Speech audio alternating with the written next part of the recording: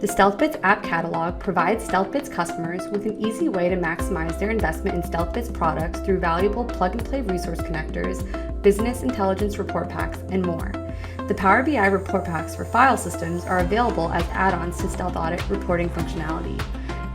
These report packs include data models, which allow end users to create their own custom reports and pages within Power BI, as well as individual out-of-the-box reports based off of the published data models.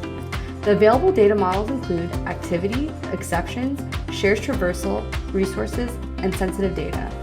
The available pages provide visibility into sensitive data identified within targeted file servers, storage utilization and file aging, with conditions including storage size, files by last modified, and files by last accessed, file system exceptions including disabled users, open resources, and stale users, and all activity events that have occurred on targeted file servers within the past week.